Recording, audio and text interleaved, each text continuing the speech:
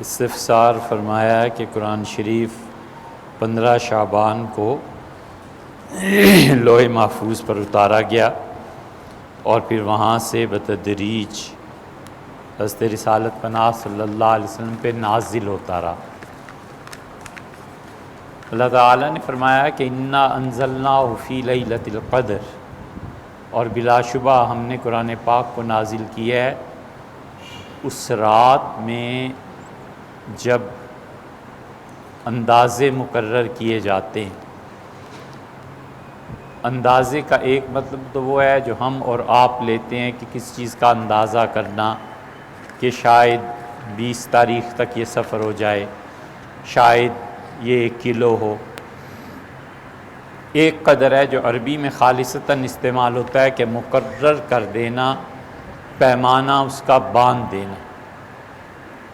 تو اللہ تعالیٰ نے اسے اس رات میں نازل کیا جب پیمانے باندھ دیے جاتے ہیں۔ مطلب یہ ہے کہ انسانوں کی تقدیر طے کر دی جاتی ہے اگلے سال تک کے لیے۔ اس لیے اکثر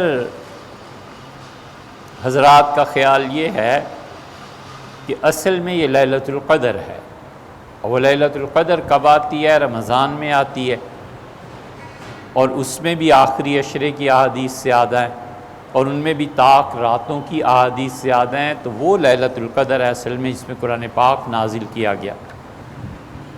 قرآن کریم کے نزول کا ایک تو یہ تھا کہ اللہ تعالیٰ نے اس سے لوح محفوظ پر لکھوا دیا،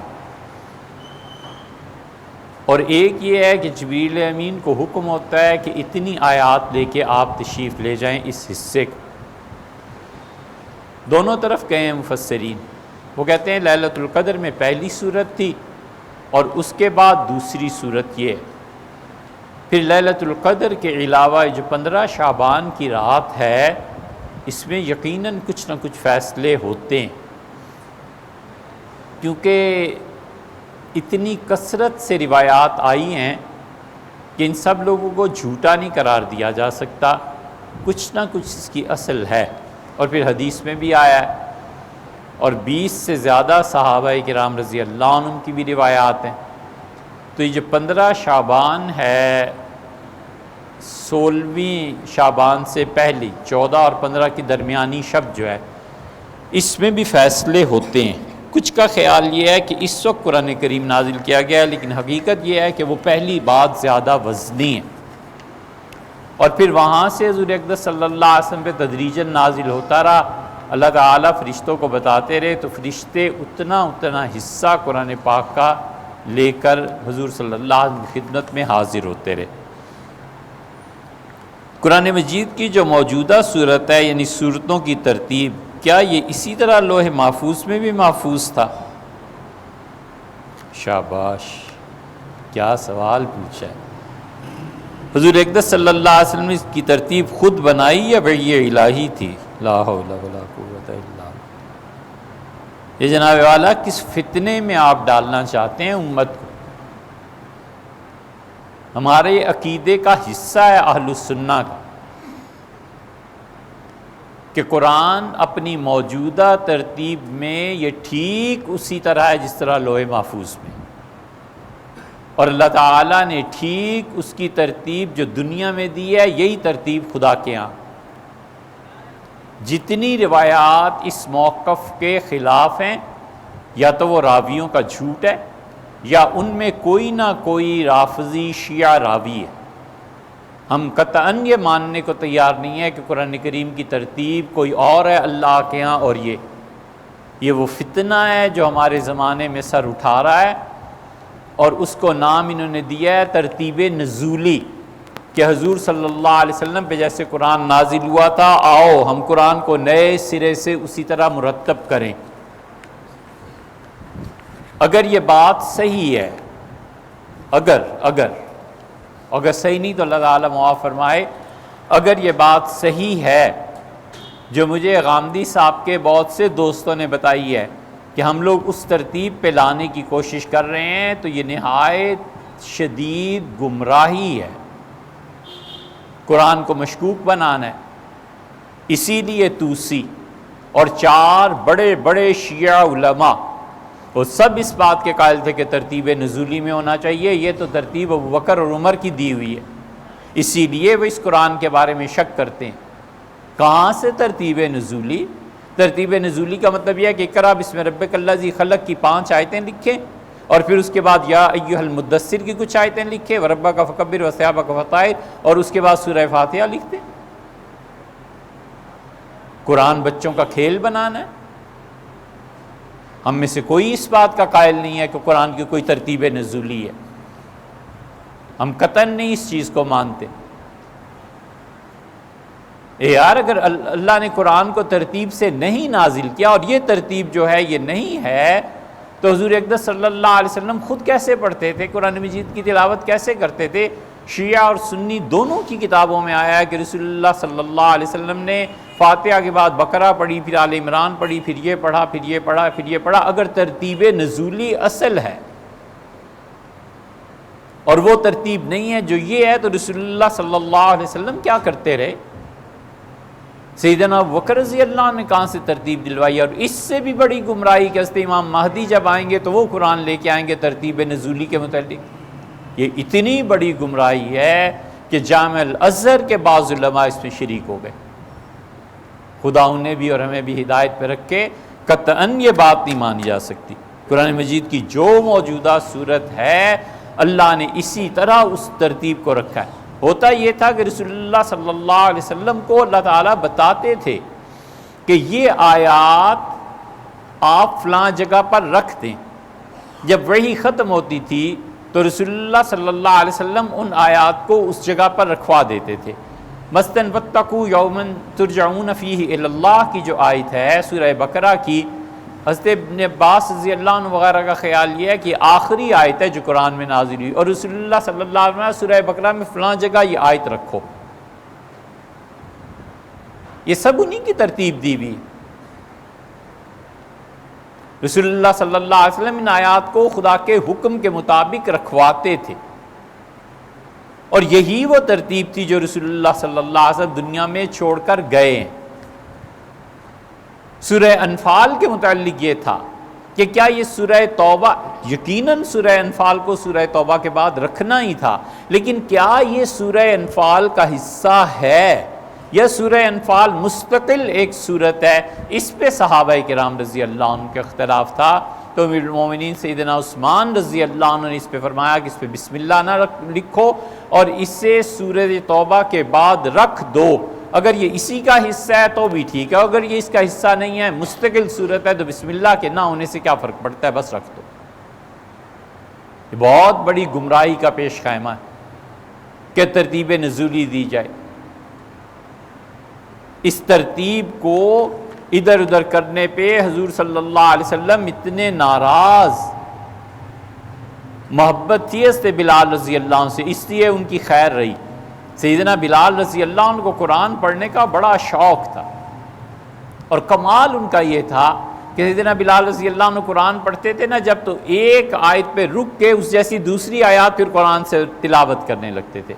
مثلا انہوں نے یہ پڑھا کہ اللہ لا الہ الا هو الحی القیوم مثلا، اور اس کے بعد اللہ لا الہ الا ہو، اللہ لا الہ الا ہو مالک اس طرح کی آیات وہ ساتھ ملاتے تھے۔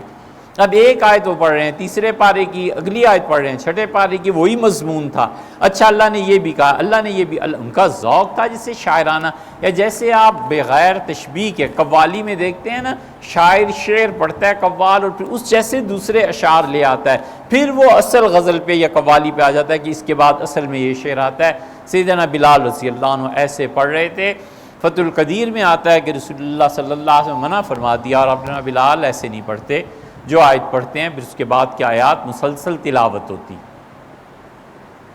تو رسول اللہ صلی اللہ علیہ وسلم ترتیب حضرت بلال رضی اللہ عنہ کی، حالانکہ بالکل سب صحیح ہے، اس کو نہیں گوارا فرمایا تو اور کسی کی کیا ترتیب نزولی ہے بھائی؟ اور صحابہ کرام رضی اللہ عنہ، سیدنا ابوبکر رضی اللہ عنہ نے کون سی ترتیب دی ہے؟ یہ کون کہتا ہے؟ یہ سب گمراہی کی باتیں ہیں۔ ہم اتنا مانتے ہیں کہ سیدنا ابوبکر رضی اللہ عنہ کے زمانے تک قرآن اس موجودہ جیسے یہ صورت ہے اس طرح لکھا ہوا مرتب نہیں تھا، سرکاری سطح پہ حضرت عمر رضی اللہ عنہ کے اصرار پہ حضرت ابوبکر رضی اللہ عنہ سے مرتب کروا دی، بس۔ اگرچہ صحابہ کرام رضی اللہ عنہ کے ذاتی حیثیت میں لکھا ہوا تھا، ایک صورت آگے تھی ایک صورت پیچھے تھی۔ عبداللہ ابن مسعود رضی اللہ عنہ کا قرآن تھا، عبداللہ ابن مسعود رضی اللہ عنہ کے ہاں سورہ اعلیٰ وغیرہ جو تھی یہ پہلے تھیں بعد میں تھی۔ ابن مسعود رضی اللہ عنہ سے اصرار کیا اس نے زید بن ثابت نے کہ عبداللہ اپنا قرآن ٹھیک کریں، تو عبداللہ رضی اللہ عنہ بہت ناراض ہوئے۔ انہوں نے کہا یہ مجھے آ کے نصیحت کرتا ہے جو اتنا چھوٹا بچہ ہمارے سامنے کھیلتا رہا ہے کہ اس کی ماں اس کی چٹیاں بنا دیتی تھی اور ہم اس کی چٹیاں کھینچتے تھے، آج آ کے یہ مجھے بتائے گا کہ قرآن کو کس ترتیب سے رکھ۔ ابن مسعود رضی اللہ عنہ بڑے آدمی تھے، کسی نے نہیں مانا، جو ترتیب حضور صلی اللہ علیہ وسلم چھوڑ کے گئے تھے وہی ترتیب امت میں۔ اس میں شکوک شبہات ایسی روایات کا لانا بنیادی طور پہ یہ شیعت کے اس موقف کی تائید ہے کہ قرآن پاک بدلا ہے، قرآن پاک تبدیل ہوا ہے، لہٰذا اسے اس کی نزولی حیثیت میں پھر سے لکھا جائے، پھر سے ترتیب دو اور سارے قرآن کو اڑا دو، تو دین کیا رہ گیا والعیاذ باللہ۔ حضور اقدس صلی اللہ علیہ وسلم کوئی ترتیب خود نہیں بنائی، نبی کریم صلی اللہ علیہ وسلم کوئی ترتیب بنا بھی نہیں سکتے تھے، اللہ نے بتایا تھا کہ اس آیت کو یہاں رکھیں اور اس آیت کو یہاں رکھیں، اس طرح ترتیب بنی ہے۔ اللہ تعالیٰ کا قول نہیں آپ نے پڑھا،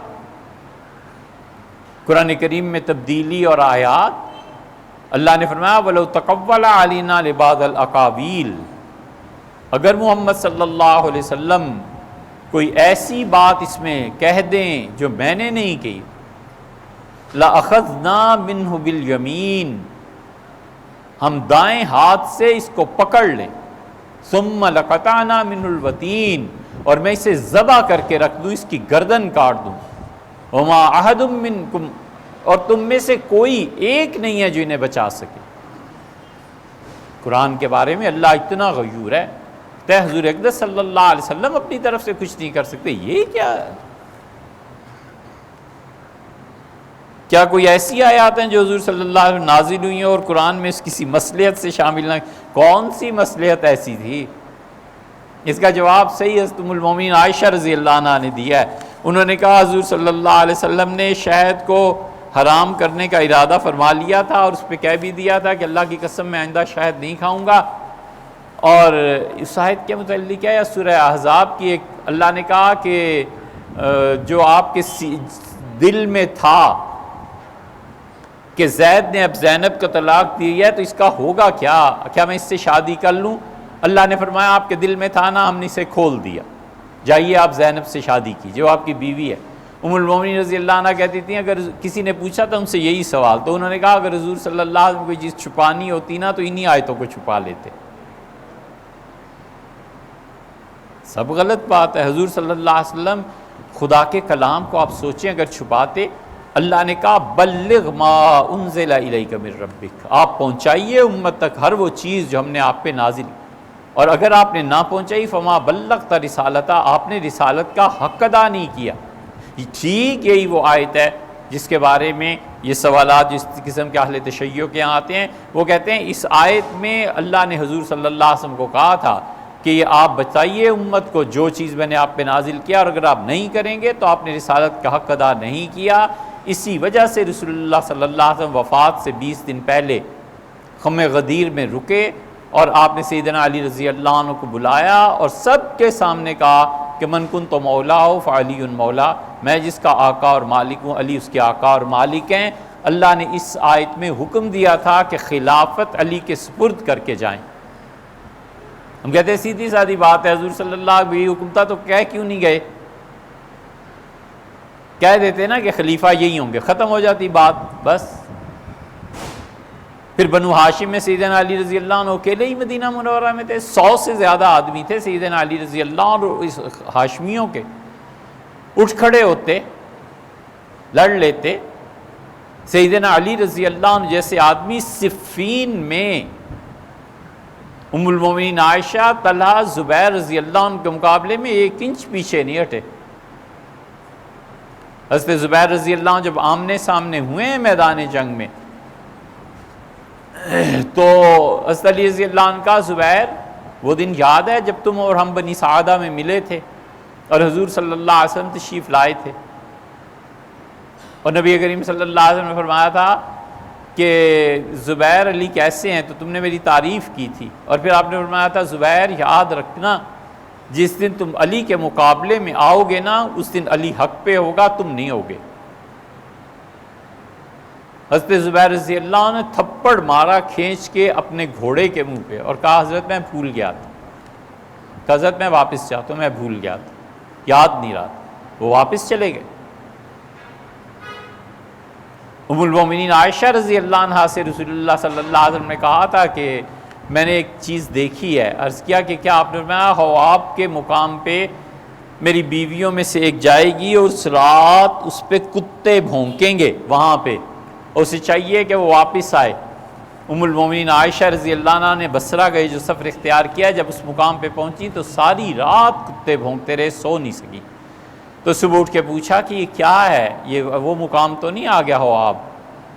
تو لوگوں نے کہا نہیں۔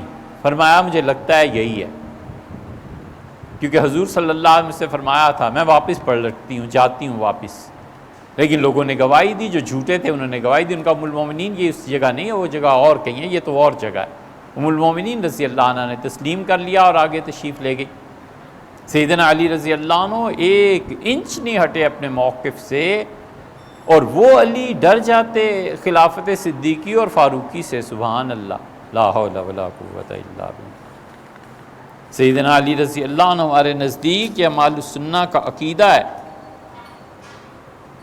جو بھی ان کے مقابلے میں آیا ہے سیدنا علی رضی اللہ عنہ اس معاملے میں اس کی نسبت سے زیادہ حق پہ تھے، ان کا اجتہاد درست تھا، اور ان کے مخالفین کا اجتہاد انہیں کہرا ثواب ملے گا وہ درست نہیں۔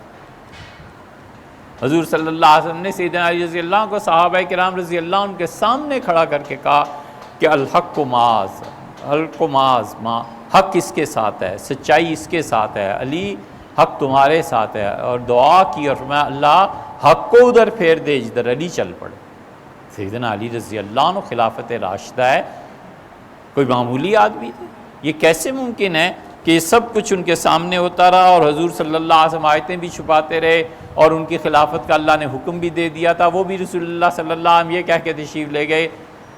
سیدنا علی رضی اللہ عنہ کا حال یہ ہے کہ آخری رات رسول اللہ صلی اللہ علیہ وسلم جو گزری ہے دنیا میں، جس کی صبح کو انتقال فرمایا ہے، رات طبیعت زیادہ بوجھل تھی، تو کسی کام سے سیدنا علی رضی اللہ عنہ کو بھیجا تھا، ساری بیویاں جمع تھیں، تو تھوڑی دیر کے بعد فرمایا علی نہیں آئے، عرض کیا گیا نہیں آئے، پھر دوبارہ پوچھا، یہ ان کے ہماری سب کتابوں میں ہے، فرمایا علی نہیں آئے، عرض کیا گیا آپ کے کام پہ ہی گئے ہوئے ہیں، تیسری مرتبہ، اور پھر سیدنا علی رضی اللہ عنہ آ گئے اور سیدنا علی رضی اللہ عنہ کہتے تھے میں رسول اللہ صلی اللہ علیہ وسلم پہ میں نے دیکھا، مجھے یاد فرمایا ہے، پھر مجھے دیکھ کے خوش ہوئے، تو آپ کی ساری بیویاں دوسرے کمرے میں چلی گئیں، کیونکہ وہ سمجھ گئی تھی کہ آپ مجھ سے تنہائی میں کوئی بات کہنا چاہتے ہیں، تو رسول اللہ صلی اللہ علیہ وسلم اونچا نہیں بول سکتے تھے۔ سیدنا علی رضی اللہ عنہ کہتے ہیں میں نے چارپائی کی پٹیاں پکڑی، اور میں اس وقت کڑیل جوان تھا،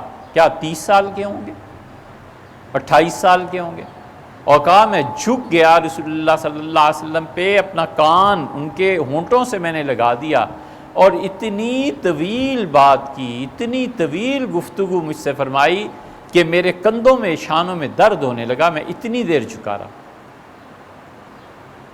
یہ ان کی خصوصی سیدنا علی رضی اللہ عنہ حضور صلی اللہ علیہ وسلم گھر تشریف لے گئے، اور یہ دونوں فاطمہ اور ان کے شوہر رضی اللہ عنہ کہتی تھی ایک کھال تھی ہمارے پاس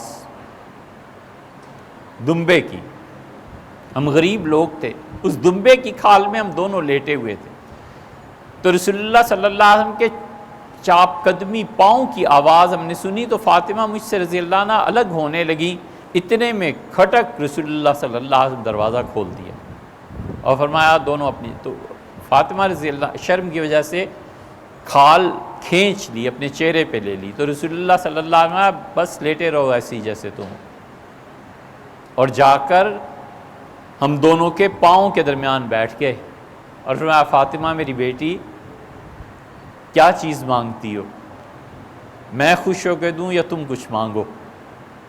تو فرماتی تھیں سیدنا علی رضی اللہ عنہ نے میرے کان میں کہا اپنی کچھ رائے نہ دینا، کہو جو آپ فرمائیں۔ تو میں نے کہا جو آپ کی مرضی ابا وہ دے دیں۔ فرمایا میری بیٹی رات کو سونے سے پہلے 33 مرتبہ سبحان اللہ، 33 مرتبہ الحمدللہ، 33 مرتبہ اللہ، 34 مرتبہ اللہ اکبر۔ دوسری روایت میں آتا ہے کہ 25 مرتبہ یہ تینوں اور 25 مرتبہ لا الہ الا اللہ، یہ پورا کلمہ پڑھ کے سویا کرو۔ اور میں بیٹی تمہیں کسی کی ضرورت ہی نہیں رہے گی کسی کی خدمت کی۔ یہی ہوا، حضرت فاطمہ رضی اللہ عنہ آنن فانن چل پڑی۔ یہ تجربہ کر کے دیکھ لو، جو آدمی یہ پڑھتا رہتا ہے نا رات سونے سے پہلے، دنیا جہان ڈاکٹر کیا اور حکیم کیا فارغ ہو جاتے ہیں، سب آرام سے چل پڑتا ہے، کسی کا احسان ہی نہیں۔ سیدنا علی رضی اللہ عنہ کہتے ہیں جب بیٹھے تو دونوں پاؤں پھیلا دیے میرے اور فاطمہ رضی اللہ عنہ کے درمیان، میں نے ہاتھ سے چھوا تو سخت سرد تھے، ضمہما، میں نے اپنے سینے سے چمٹا لیا حتیٰ اسخنہما، یہاں تک کہ رسول اللہ صلی اللہ علیہ وسلم کے دونوں پاؤں میں نے گرم کر دی۔ یہ انہی کی خصوصیت ہے، اس طرح جھکنا اور اس طرح پاؤں کو رات بھر سینے سے چمٹائے رکھنا۔ حضور صلی اللہ علیہ وسلم کے پاؤں سے کیا علوم تھے جو منتقل ہوئے ہوں گے سیدنا علی رضی، ایسا آدمی اور ڈر جائے اور فضول بات۔ سورہ انعام کے آخر پہ ارشاد ربانی ہے کہ لا شریک لہ بذالک امرت وانا اول المسلمین۔ نماز سے قبل جو نیت کی جاتی ہے اس میں من المسلمین پڑھا جاتا ہے۔ اس کی وجہ یہ ہے بھائی، فقہا نے لکھا ہے کہ وہ بات جو ہے نا سورہ انعام کے آخر پہ، وہ سیدنا ابراہیم علیہ السلام کہتے ہیں کہ انا اول المسلمین، اللہ میں پہلے درجے کا مومن ہوں، فرسٹ کلاس مومن ہوں، وہ کہہ سکتے تھے، ان کا مقام تھا۔ اب اگر کوئی آدمی اس دعا کو پڑھے تو وہ کہے انا من المسلمین، اللہ میں بھی مسلمانوں میں سے ایک ہوں، وہ یہ نہ کہے کہ انا اول المسلمین، اللہ میں فرسٹ کلاس مسلمان ہوں، یہ انہی کا حق تھا۔ اور کچھ حضرات نے اس کی اجازت بھی دی ہے، انہوں نے کہا اول سے مراد یہ ہے کہ اپنے شوق اور جذبے کے اظہار کی وجہ سے کہتا ہے کہ انا اول المسلمین، لیکن فقہا نے انا من المسلمین کو ترجیح دی ہے، اس لیے یہ پڑھا جاتا ہے۔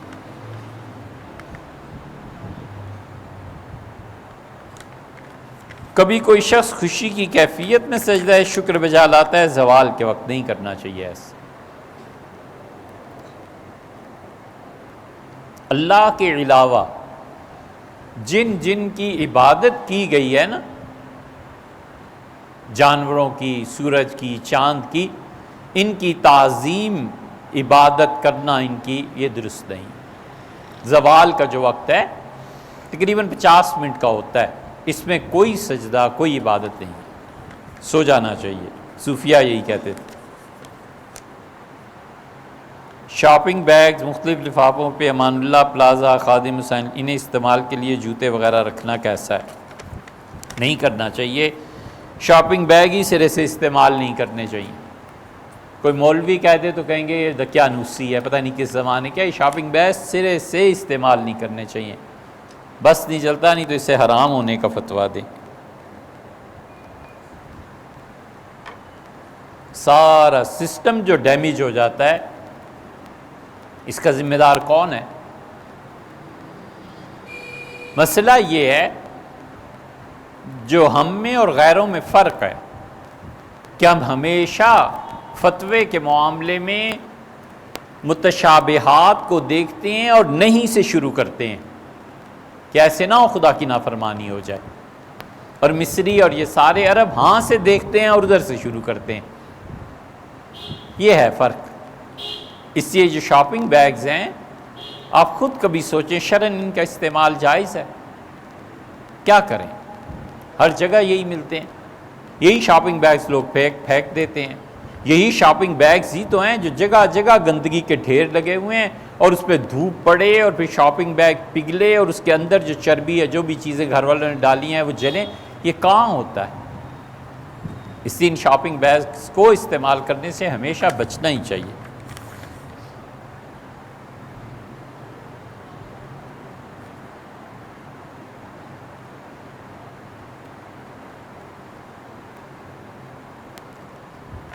جی یہ سوال جواب ہم نے ان کا سنا ہے، لیکن یہ بات درست نہیں ہے۔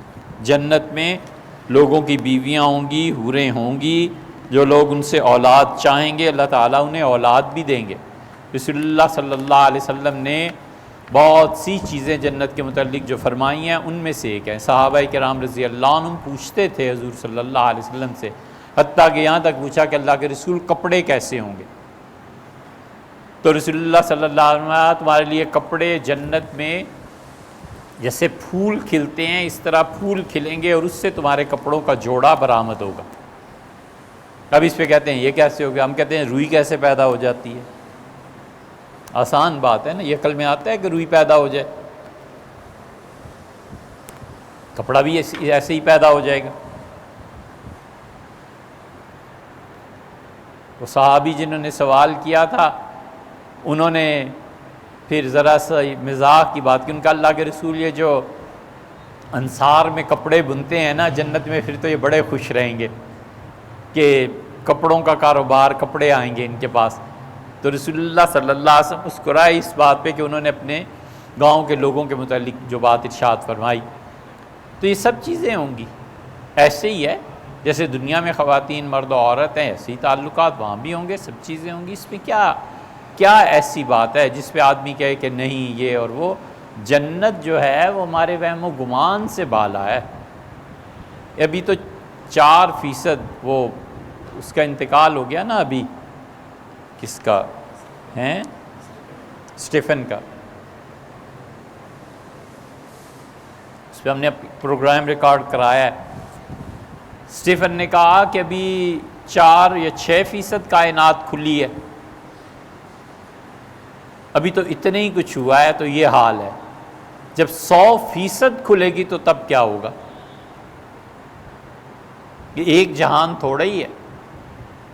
آخری آدمی، حضور صلی اللہ علیہ وسلم نے فرمایا آخری آدمی جو جنت میں جائے گا وہ اللہ سے کہے گا کہ اللہ جنت بھر گئی، میں کہاں جاؤں؟ تو اللہ تعالیٰ بلائیں گے اسے، فرشتوں کہیں گے میرے پاس بھیجو، وہ جائے گا۔ اسے کہیں گے جس زمین کو چھوڑ کے آئے ہو تم، کیا اتنا بڑا ٹکڑا ایک دے دیں؟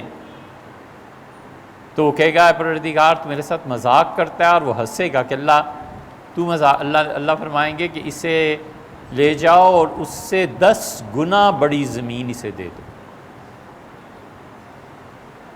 اللہ کے لیے مشکل کیا ہے؟ ایسی ہزاروں اور لاکھوں زمینیں بنا دے، اس سے کچھ کرنا تھوڑا ہی ہے۔ انما اللہ کی ایک شان اذا اراد شیئا، جب تو وہ کسی چیز کا ارادہ کرتا ہے تو یقول لہ کن، وہ کہتا ہے ہو جا فیکون، ہو جاتی، کہتا بھی نہیں ہے، اس کا ارادہ وجود کے لیے کافی ہے۔ ارادے اور وجود کے درمیان کوئی منزل نہیں، تو ارادہ کر لے گا 10 دے دو، 10 دے دیں۔ تو اس لیے کوئی ایسی بات نہیں، جنت میں یقیناً حوریں ہوں گی۔ اللہ تعالیٰ قرآن کریم میں ان کی صفات بیان کرتا ہے، اللہ تعالیٰ ان کے متعلق لوگوں کو بتاتا ہے۔ لوگ یہ نہیں جانتے کہ یار حسن اگر جبلت تک محدود رہ جائے نا تو یہ ذلت پیدا کرتا ہے، رکاوٹ بنتا ہے، اور حسن جب جبلت سے اٹھ کے اوپر کے درجے میں پہنچتا ہے تو معرفت پیدا کرتا ہے، خدا کا قرب دلاتا ہے۔ حسن جب یاد دلانے والا ہو اپنے مالک کو، خالق کو، تو وہ حسن جذبہ شکر پیدا کرتا ہے، اللہ کا قرب ہے۔ اور وہ حسن جب نفس کو بیدار کرتا ہو گناہ کے لیے تو یہ بودھ ہے، دوری ہے۔ اور حسن آخری درجے کا حسن ہوگا، گویا کہ حوروں کا۔ وہ اللہ کی یاد نہیں دلائے گا تو اور کیا کرے گا؟ اللہ نے قرآن میں نہیں کہا، اس کو کیوں نہیں پڑھتے؟ اللہ نے فرمایا فَخَلَقْنَا النُّطْفَةَ، انسان تم اپنی حیثیت پہ غور کرو، ہم نے تمہیں بنایا، تم ایسے تھے ایسے تھے، پھر بوٹی گوشت کی بنے، اور گوشت میں ہم نے ہڈیاں ڈال دی، ثُمَّ أَنشَأْنَاهُ خَلْقًا آخَرَ، پھر ہم نے اسے فائنل ٹچ دیا، پھر وہ دنیا میں آتا ہے۔ فَتَبَارَكَ اللَّهُ أَحْسَنُ الْخَالِقِينَ، ماں بے اختیار کہتی ہے کیا برکت والی ہے پروردگار کی ذات، اتنا خوبصورت بچہ اللہ نے مجھے دیا ہے۔ یہ حسن بچے کا اللہ کی یاد دلاتا ہے، اللہ خوش ہوتا ہے۔ اور یہ حسن جب محدود ہو جائے اور شیطان اور نفس اس سے بیدار ہونے لگیں تو یہ ذلت ہے، گراتا ہے، نیچے لے جاتا ہے۔ یہی حال فنون لطیفہ کا ہے۔ اس لیے حسن اللہ کو یاد دلانے والی چیز ہے۔ مذائقہ کیا ہے؟ جنت میں ہوں گی حوریں اور یہ سب کچھ، اللہ نے ان کی تعریف فرمائی ہے۔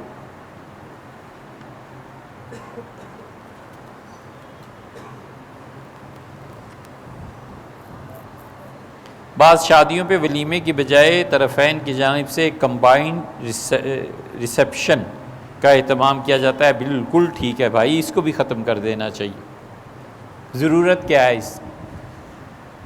ولیمہ سنت موقدہ ہے، زیادہ سے زیادہ، اس سے زیادہ تو نہیں ہے نا۔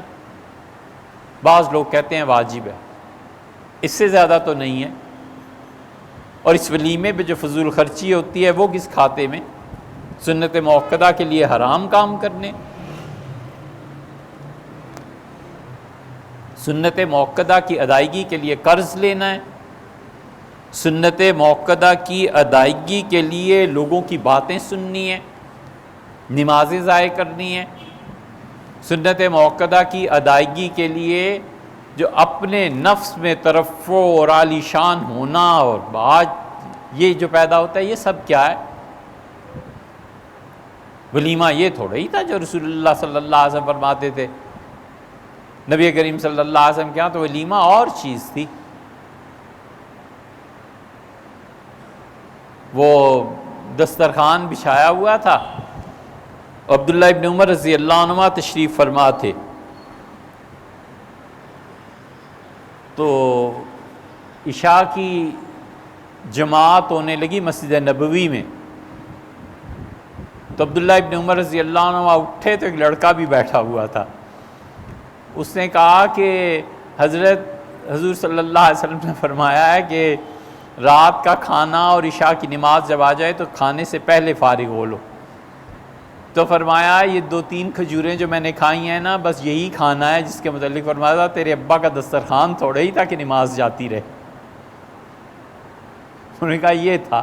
تو وہ ولیمہ جو ہم کرتے ہیں اور جو رسول اللہ صلی اللہ علیہ وسلم کے ہاں ولیمہ تھا، سب سے شاندار ولیمہ جو رسول اللہ صلی اللہ علیہ وسلم نے دیا، ایک بکری ذبح ہو گئی تھی اور اس کے ساتھ روٹیاں تھیں اور گوشت تھا، اور رسول اللہ صلی اللہ علیہ وسلم نے فرمایا آؤ اور اسے کھاؤ۔ اور یہ ولیمہ تھا پھوپھی زاد بہن حضرت زینب رضی اللہ عنہا کا۔ رسول اللہ صلی اللہ علیہ وسلم نے 3 خواتین کو پیغام بھیجے تھے۔ ایک بھیجا تھا سیدنا علی رضی اللہ عنہ کی ہمشیرہ ام ہانی، اس ارادے کا اظہار فرمایا تھا، اور اس وقت رسول اللہ صلی اللہ علیہ وسلم بھرپور جوان تھے۔ کیا 22-25 سال کی عمر رہی ہوگی، تو آپ چاہتے تھے ام ہانی سے آپ کی شادی ہو، کیونکہ چچا کے گھر میں رہتے تھے۔ تو ابو طالب نے یہ رشتہ حبیرہ کو دے دیا تھا، وہ بڑا قبیلہ تھا اور قریش کے برابر کا قبیلہ تھا۔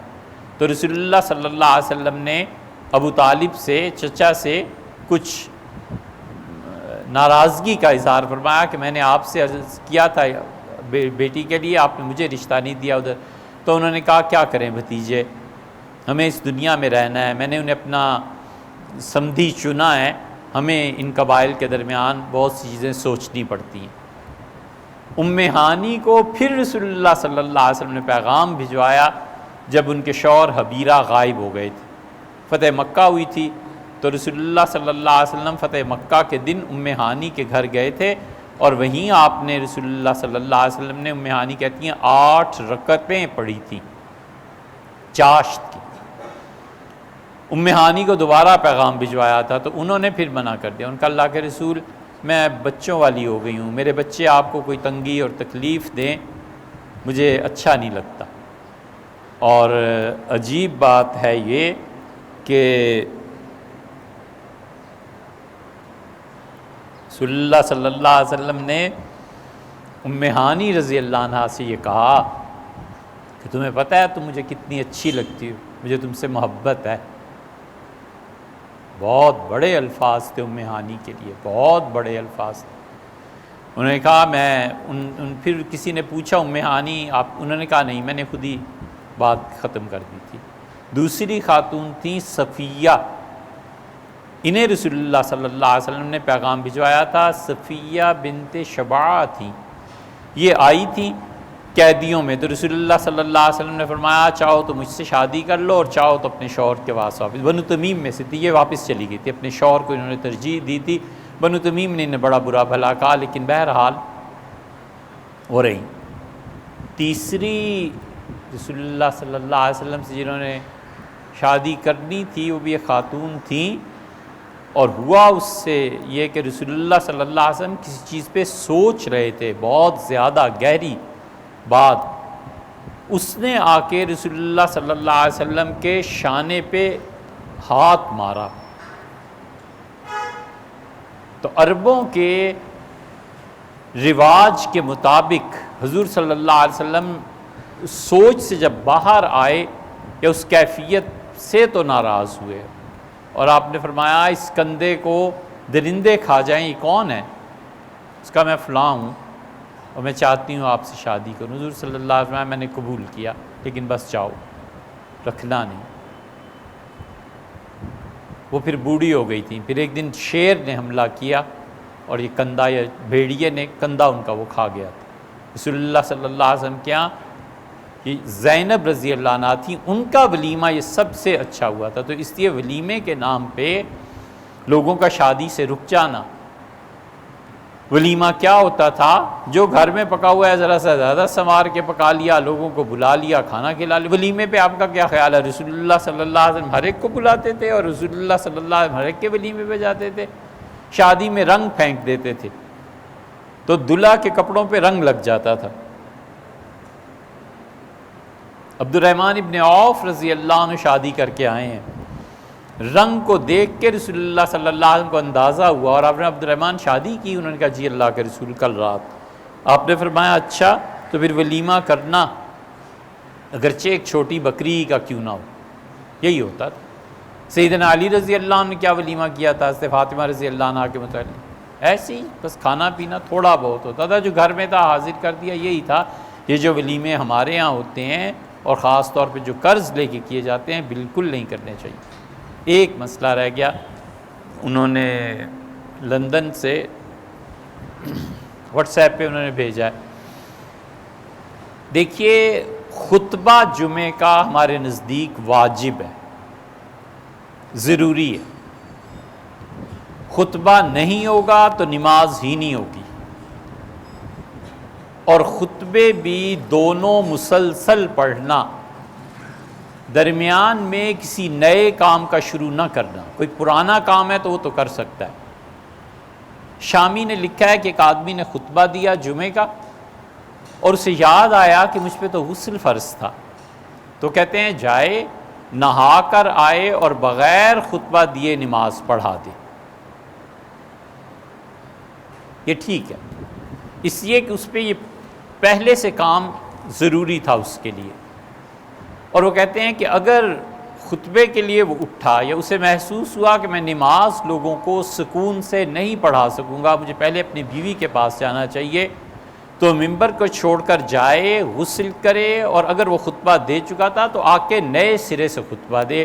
فقہا نے مسائل میں یہ لکھا ہے۔ خطبے کا تسلسل واجب ہے، دونوں خطبے۔ حضور صلی اللہ علیہ وسلم پہلے ایک خطبہ دیتے تھے، پھر جب عمر شریف زیادہ ہو گئی تو اتنا کھڑا نہیں ہو سکتے تھے، پھر درمیان میں بیٹھ جاتے تھے، ورنہ خطبہ ایک ہی تھا، اور خطبہ کھڑا ہو کے دینا یہ بھی سنت۔ سیدنا معاویہ رضی اللہ عنہ بیٹھ کے خطبہ دیتے تھے، تو ان سے پوچھا گیا تو انہوں نے کہا میں کھڑا ہو نہیں سکتا، میرا جسم بھاری ہو گیا۔ خطبہ جتنا مختصر ہو اتنا ہی اچھا ہے۔ حضور صلی اللہ علیہ وسلم آدمی کے عقل مند ہونے کی بات یہ ہے، فقیہ سمجھدار ہونے کی بات یہ ہے کہ تمہیں لمبی نماز پڑھائے اور جمعہ کا خطبہ چھوٹا دے۔ اس لیے بڑے لوگ جو تھے نا، یہ کبھی لمبے عربی کے خطبے نہیں پڑھتے تھے، وہ کہتے تھے بے وقوف بنوں اور وہ بھی رسول اللہ صلی اللہ علیہ وسلم کی زبان سے احمق بنوں، مجھے کیا پڑھی ہے؟ تو خطبے ہمیشہ مختصر۔ سیدنا عمر رضی اللہ عنہ خطبہ دیتے تھے، اس میں عربی کے اشعار بھی پڑھتے تھے، کوئی حرج نہیں ہے۔ بات یہ ہے کہ جمعے کا خطبہ کس زبان میں دیا جائے۔ صحابہ کرام رضی اللہ عنہم نے سینکڑوں شہر فتح کیے ہیں، افغانستان تک میں پہنچے ہیں، خطبہ جمعے کا عربی کے علاوہ کسی زبان میں نہیں دیا۔ انہیں زبانیں آتی تھیں، سیکھے ہوئے تھے۔ حضرت زبیر رضی اللہ عنہ کو زبانیں آتی تھی۔ زبیر رضی اللہ عنہ جب شام کو بیٹھتے تھے حساب کرنے تو ان کے جتنے غلام تھے جس زبان میں بات کرتے تھے زبیر اسی زبان میں جواب دیتے تھے رضی اللہ عنہ۔ حسن بصری رحمۃ اللہ علیہ کابل میں رہے ہیں 4 سال۔ حسن بصری رحمۃ اللہ علیہ کہتے تھے فارسی میں نے کابل میں ہی سیکھی۔ کوئی ایک روایت ایسی نہیں ملتی جہاں پہ صحابہ کرام رضی اللہ عنہم نے جمعے کا خطبہ بوجود زبان جاننے کے کسی اور زبان میں دیا۔ اس لیے کہ ہم کہتے ہیں جمعے کا خطبہ ذکر ہے، تذکیر نہیں۔ ذکر اللہ کی یاد ہے، تذکیر واعظ ہے، نصیحت کرنا ہے۔ اگر یہ جمعے کا خطبہ واعظ اور نصیحت ہوتا تو وہ زبان بولنی چاہیے جو لوگوں کو زبان ہے اصلی، انگلش میں، اردو میں، کسی بھی زبان میں، کیونکہ آپ واعظ کر رہے ہیں نا۔ یہ اللہ کی یاد ہے، یہ واعظ نہیں ہے۔ نماز اللہ کی یاد ہے۔ کل آپ کہیں نماز کی زبان بدل دو کیونکہ سمجھ نہیں آتی، تو وہ اللہ کی یاد ہے یار۔ اللہ نے کہا ہے کہ نماز قائم کرو وَلَذِكْرُ اللَّهِ اکبر، اور اللہ کی یاد بڑی چیز ہے۔ نماز واجب، ضروری، اس کی زبان بدلنے کی اجازت نہیں دی جا سکتی۔ اسی طرح جو خطبہ ہے نا، اس کی زبان بدلنے کی اجازت اس لیے نہیں دی جا سکتی کہ یہ ذکر ہے۔ اللہ نے کہا ہے قرآن میں کہ جمعے کا جب وقت ہو جائے فَاسْعَوْا إِلَىٰ ذِكْرِ اللَّهِ، اللہ کے ذکر کی طرف آؤ۔ خطبے کو خدا نے ذکر کا، اگر اللہ کہہ دیتا نا تذکیر، واعظ، نصیحت کی طرف آؤ تو پھر زبانوں کی اجازت۔ یہ حنفی فقہا کا موقف ہے۔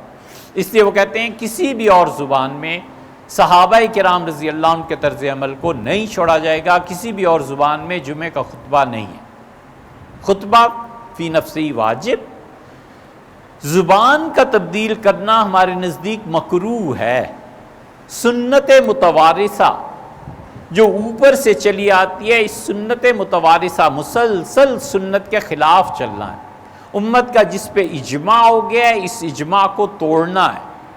یہاں پہنچ کے ہم صحابہ کرام رضی اللہ عنہ کے عمل کو حجت مانتے ہیں، دلیل مانتے ہیں، اور ہم قطعاً اس کے قائل نہیں ہیں کہ جمعے کا خطبہ انگلش میں، فرانسیسی میں، کسی اور زبان میں دیا جائے۔ جمعے کا خطبہ واجب، اور یہ جو زبان ہے کس زبان میں، اس کو بدلنا مکروہ ہے، تو سنت ہے عربی۔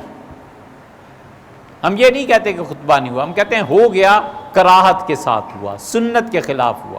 تو اس لیے ٹھیٹھ انہوں نے آپ نے جو بیان میں ارشاد فرمایا کہ آپ ٹھیٹھ حنفی ہیں، تو ٹھیٹھ حنفی ہونے کے نتیجے میں نماز ان حضرات کے ہاں جو عربی کے علاوہ کسی زبان میں خطبہ دیتے ہیں نماز ہو جائے گی، لیکن یہ خطبہ ان کا کسی اور زبان میں دینا، یہ ان کا یہ فعل مکروہ ہے، امت کے اجماع کے خلاف ہے، جو متوارثہ سنت آ رہی ہے اس کے خلاف۔